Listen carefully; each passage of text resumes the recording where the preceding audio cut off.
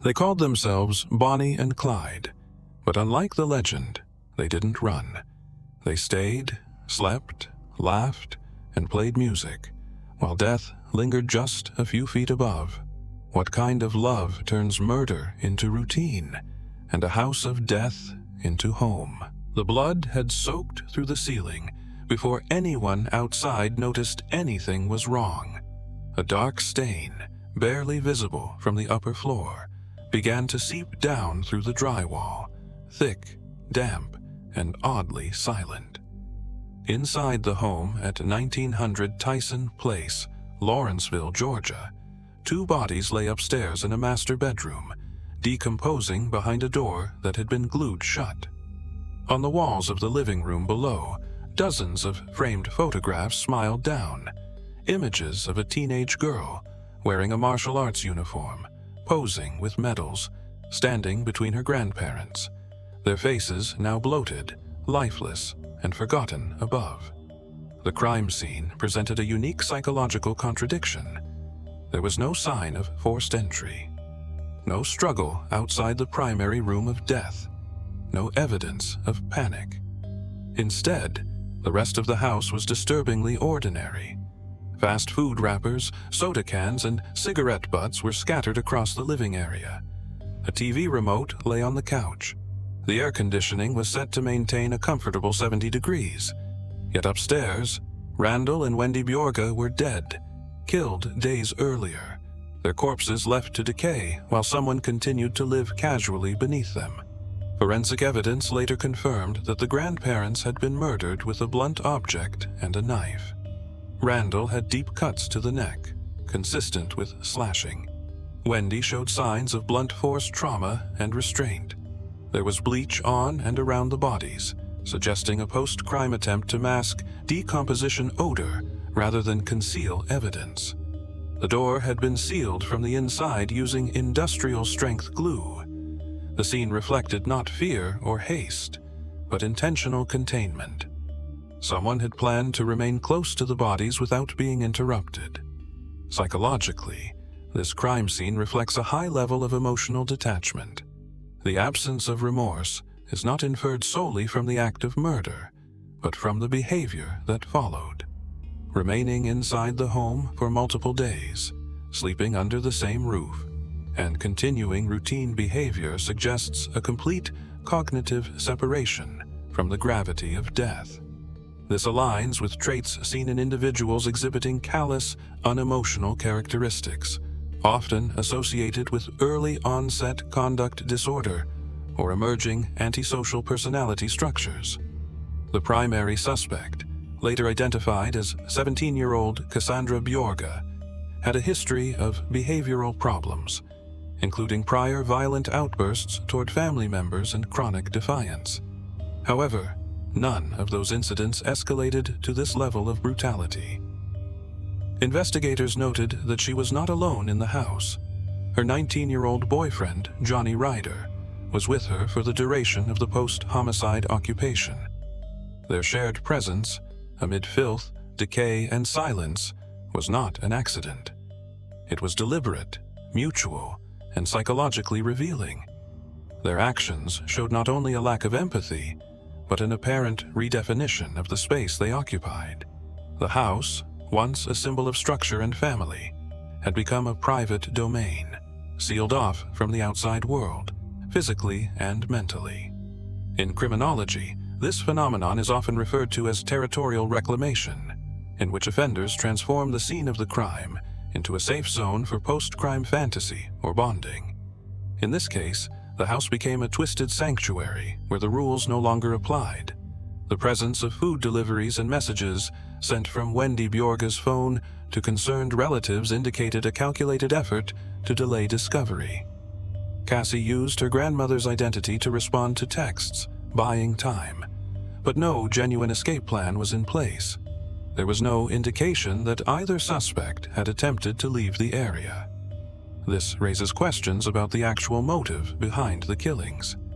If it was about freedom or escape, the days following the murders would likely have involved movement, not stillness.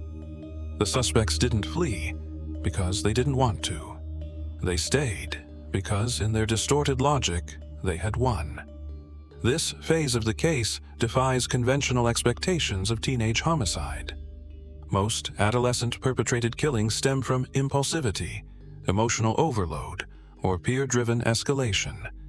This case involved sustained presence, routine behavior, and absence of visible distress. It was not only the killings that disturbed law enforcement, it was the week that followed. As investigators documented the scene, they noted an overwhelming absence of urgency. There were no attempts to hide blood spatter, no destroyed evidence, no visible signs of regret. What stood out most was the silence. The house didn't tell the story of a chaotic, frenzied crime. It told the story of two people who didn't care that death had occurred at all. One question remained, suspended in the minds of every forensic psychologist assigned to the case. What psychological process allows a 17-year-old to coexist so calmly with the corpses of her caregivers? And what happens when such psychological containment begins to unravel? By all outward appearances, Cassandra Bjorge had been raised in a stable, structured environment. Her grandparents, Randall and Wendy, had assumed custody following a history of conflict between Cassie and her biological mother. Family members described them as patient, supportive, and consistent in their efforts to redirect Cassie's behavioral problems. She had access to therapy, a disciplined extracurricular schedule, and an extended network of adult supervision. These factors typically reduce the risk of violent escalation. However, in this case, such protective measures failed to mitigate an emerging pathology. Educational and behavioral records indicate that Cassie began exhibiting oppositional behaviors around age 13. Initial warning signs included verbal aggression, property damage, and sudden mood swings, which escalated to physical altercations. By 15, she had already been referred for psychiatric evaluation. Professionals noted emotional volatility, low tolerance for frustration, and signs of manipulative interpersonal behavior. Despite interventions, including medication and counseling, her ability to form empathic connections remained limited. Psychologically, Cassie's core behavioral pattern was rooted in defiance toward authority and an escalating inability to accept limits. Grandparents often represent a buffer between adolescence and parental conflict, yet in this case, they became the primary source of containment. Their efforts to maintain control through grounding, therapy mandates, and supervision may have intensified Cassie's perception of being restricted. This perceived loss of autonomy is a significant risk factor in adolescents with pre-existing conduct problems, especially when paired with identity instability and unresolved anger. Witness reports and social media activity during the months leading up to the murders showed Cassie becoming increasingly withdrawn from traditional peer circles. Instead, her communication centered almost exclusively around Johnny Ryder. Their relationship evolved rapidly, marked by codependency and isolation. Psychological profiles of adolescent co-offending pairs often reveal a dynamic in which one individual dominates ideologically, while the other acts to preserve emotional attachment. In this case, the roles were fluid. Although Johnny was older and more outwardly aggressive, Cassie displayed behaviors that suggest she was not merely influenced, but an active participant in shaping their joint worldview. Her ability to deceive family members, including faking text messages from Wendy's phone and maintaining the appearance of normalcy during welfare checks, points to advanced cognitive planning. This level of operational control is not consistent with impulsivity alone. It suggests premeditation, rational decision-making, and emotional compartmentalization. In clinical settings, these attributes align with psychopathic tendencies in youth, particularly when coupled with an absence of effective response to suffering or death. Cassie's external presentation, articulate, composed, and intelligent, also contributed to a delayed recognition of risk. This phenomenon, often referred to as the mask of normalcy, allows high-functioning individuals with antisocial traits to evade detection. She maintained academic performance when it suited her, complied selectively with household rules, and engaged in behaviors that minimize suspicion. Internally, however, patterns of resentment, control-seeking, and identity confusion were escalating. Statements gathered from peers reveal that Cassie had expressed violent ideation in hypothetical terms prior to the crime. These comments were often dismissed as jokes or teenage exaggeration. However, forensic analysis now interprets them as part of a progressive desensitization process, when adolescents repeatedly reference extreme behavior without consequence or confrontation. The line between thought and action narrows. In her case, such ideation appears to have been reinforced by Johnny, who shared similar fantasies of rebellion and escape. The final psychological element of concern is Cassie's post-crime behavior. Choosing to stay in the house after the murders, inviting others into that space, and using stolen funds to purchase food and personal items are not incidental acts. They serve a dual function, reinforcing the perceived success of her actions and solidifying her new identity outside the boundaries of familial control. This phase, where the offender not only lives with the consequences, but inhabits them without remorse, is among the most diagnostically significant. It demonstrates that the crime was not just a means to an end, but part of a larger self-affirming narrative. In examining the psychological dynamic between Cassandra Bjorge and Johnny Ryder, the pattern aligns closely with recognized profiles of co-offending adolescent couples.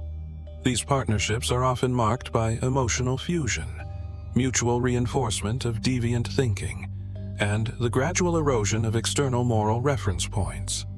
When isolated from normative relationships and absorbed within a closed dyadic system, individuals in such pairs tend to develop a self-sustaining belief structure in which violent action becomes rationalized, even necessary. At the center of this case lies the question of whether Cassandra and Johnny operated under shared delusion, or if one party manipulated the other. Behavioral evidence suggests a more complex interdependence. Neither demonstrated coercion in statements or post-crime behavior. Instead, the evidence points to joint intentionality, with Cassie often acting in ways that indicated leadership or initiative, rather than submission. For example, she directed access to the family safe, communicated deceptive messages on behalf of her deceased grandparents, and participated actively in staging the household for concealment. Johnny, while physically more imposing and involved in the assault itself, did not act independently of Cassie's involvement or planning. Their communications prior to the homicides included romanticized references to criminal duos, particularly Bonnie and Clyde. This form of mythologizing serves as a psychological scaffold for moral disengagement. By viewing themselves as figures in a story of rebellion, rather than as individuals committing real-world violence, they created psychological distance from the acts they were preparing to commit. This narrative, though fictional, became the framework through which they reinterpreted their own conduct. This behavior is consistent with cognitive distortions commonly seen in adolescent offenders who lack stable identity formation. Rather than engaging in conflict resolution or withdrawal from stressors, they seek external reinforcement through symbolic action. In this context, murder was not only a means of escape, but a declaration of autonomy.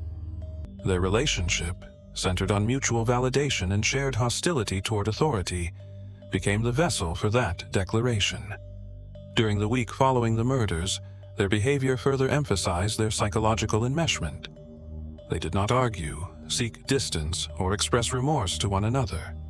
Instead, they maintained consistent patterns of routine cohabitation, substance use, and control over the crime scene.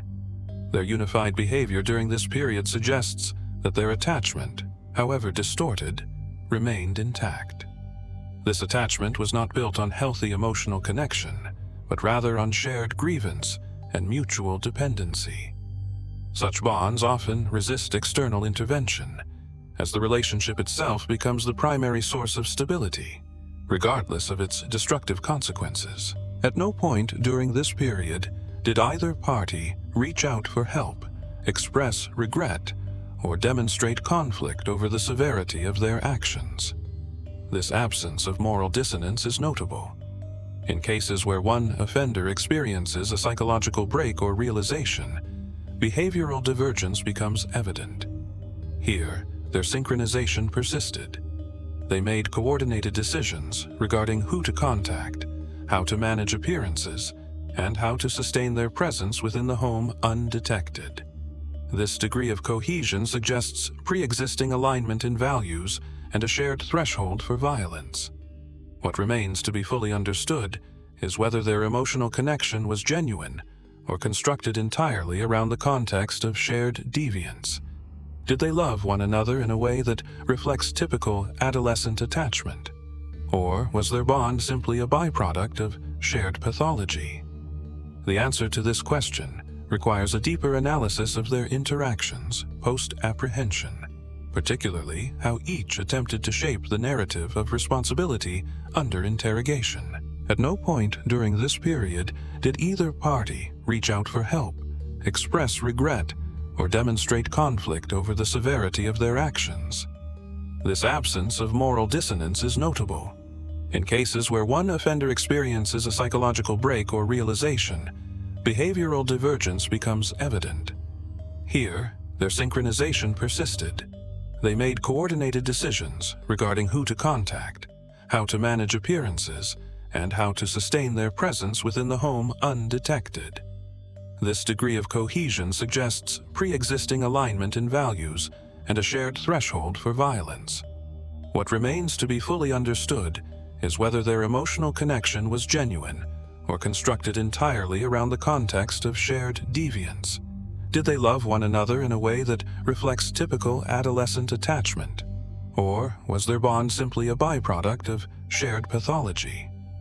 The answer to this question requires a deeper analysis of their interactions post-apprehension, particularly how each attempted to shape the narrative of responsibility under interrogation. For approximately 1 week following the murders, Cassandra Bjorge and Johnny Ryder occupied the crime scene without interruption. Their continued presence inside the residence was neither accidental nor incidental. It was a deliberate, psychologically significant phase in the evolution of their behavior, marking a shift from ideation and execution to consolidation. The murders themselves were not the end point.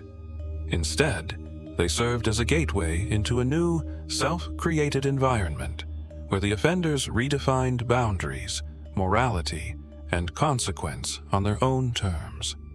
This post-homicidal period is critical in forensic behavioral analysis. The absence of flight or disposal efforts suggests that concealment was not their immediate concern. The offenders instead engaged in routine domestic activities, eating, watching television, ordering food, and using the victim's resources, while coexisting with decomposing corpses. This pattern reflects a psychological adaptation commonly observed in individuals with extreme emotional detachment and impaired empathetic functioning. Their behavior did not demonstrate panic. It demonstrated habituation. The decision to glue the bedroom door shut rather than remove the bodies or leave the scene reinforces this interpretation. Containment rather than removal served their purpose. By sealing the room, they minimized sensory reminders of the act, creating a controlled perimeter within which they could continue to function. This act reflects an attempt not to forget, but to compartmentalize, to reduce the intrusion of consequence into their constructed sense of normalcy. Evidence collected from the home, including used bandages, empty cleaning supplies, and text communications sent under the victims' names, indicates a sustained effort to manage appearances. These behaviors suggest cognitive awareness of the illegality of their actions, paired with an absence of internal moral conflict. In this context, deception was not a means of self-protection, but a mechanism to prolong the illusion of control. They were not attempting to escape the reality of what they had done. They were seeking to sustain the conditions that allowed them to continue without interruption. This period also reflects a deepening of their psychological alliance. Rather than fracturing under the weight of shared guilt, the relationship between Cassandra and Johnny appeared to stabilize, even solidify. There are no documented arguments, breakdowns, or signs of conflict during this time. The shared environment of the crime scene became a mutual refuge. In forensic terms, this level of relational fusion within the aftermath of a violent act suggests not only shared culpability, but mutual ideological commitment to the act itself. The return to violence 1 week later further confirms this progression. On April 15th, Cassandra and Johnny traveled to the home of Johnny's sister. There, they carried out a premeditated attack using household weapons and chemical irritants. The assault failed due to resistance from the victims and the unexpected arrival of additional family members. However, the escalation from contained homicide to an outward-directed attack marks a critical behavioral shift. The pair transitioned from controlled, private violence to disorganized, high-risk aggression, often a hallmark of offenders who no longer perceive external restraint as relevant. The attempted murder of Johnny's sister and her boyfriend lacks the calculated containment of the earlier crime. It reflects a state of behavioral deterioration. The effort was rushed, poorly executed, and reactionary. This change suggests that the offender's psychological structure, initially maintained through control and secrecy, had begun to unravel. Once external reality intervened, their constructed world collapsed under pressure. Following the failed attack, both offenders attempted to evade capture by relocating to an acquaintance's apartment. During this period, Johnny left a voicemail implying a suicide pact. This recorded message, while dramatic, did not result in a credible attempt at self-harm. When law enforcement located the pair, they were found with superficial injuries inconsistent with genuine suicidal intent. These gestures, while non-lethal, serve a symbolic function in cases of adolescent co-offenders. They represent an attempt to reclaim narrative control, to present the self as victim or tragic figure, rather than perpetrator. As forensic psychologists began reviewing the case, one analytical focus emerged. Had the line between reality and fantasy blurred beyond repair for these offenders, or were they still consciously shaping the story they wanted others to see? The interrogation phase provided the clearest insight into the psychological state of both Cassandra Bjorge and Johnny Ryder. Separated upon arrest, each subject displayed distinct patterns of communication, nonverbal behavior, and narrative control.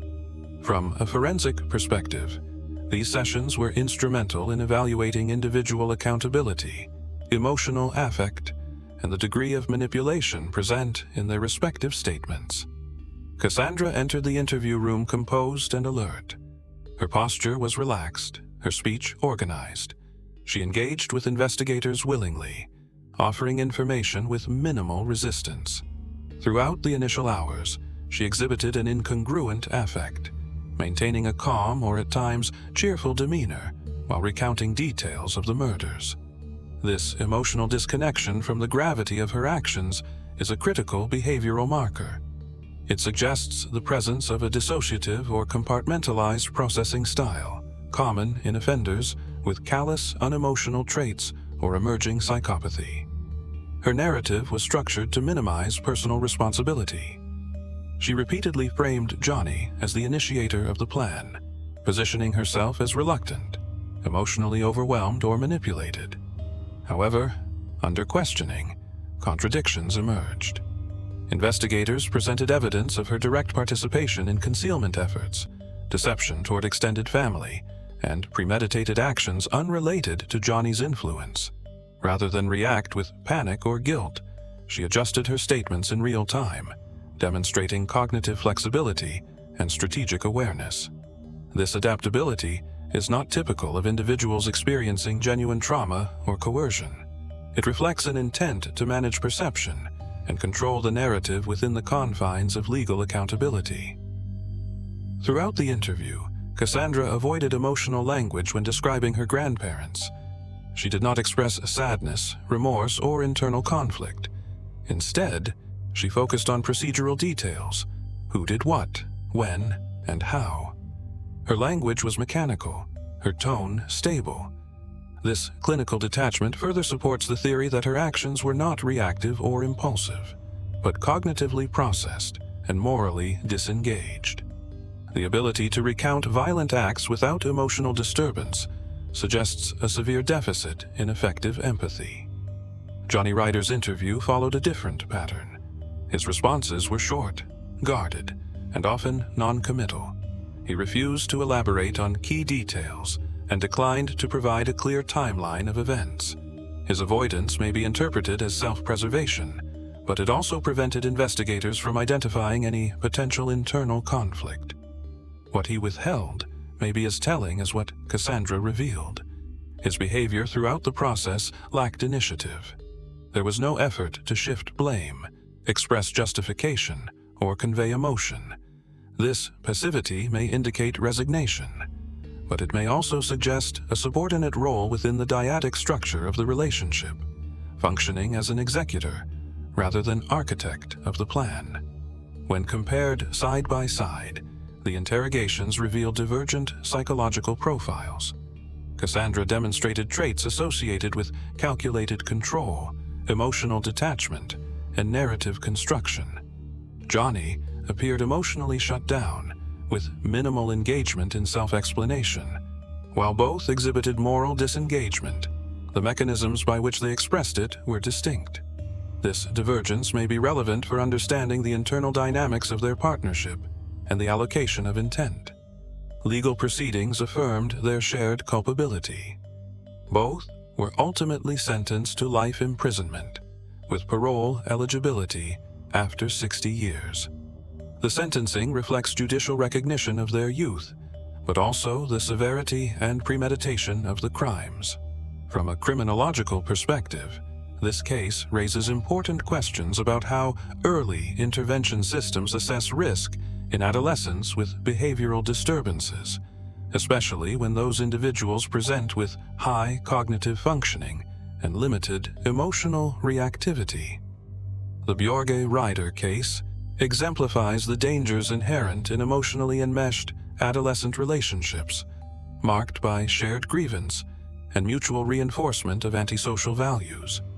It underscores how quickly fantasy can evolve into action when unchecked, and how the absence of clear moral boundaries can lead to catastrophic outcomes. The psychological profiles of both offenders highlight a troubling intersection between entitlement, emotional detachment, and identity formation rooted in violence. In final assessment, this was not a crime of passion, nor one of desperation. It was a controlled act, executed by individuals who had separated themselves from empathy, accountability, and consequence. Their smiles, their composure, their careful manipulation of narrative, all concealed a deeper truth. One not of insanity, but of deliberate disregard for life. In that detachment lies the most chilling aspect of this case, and its most urgent lesson.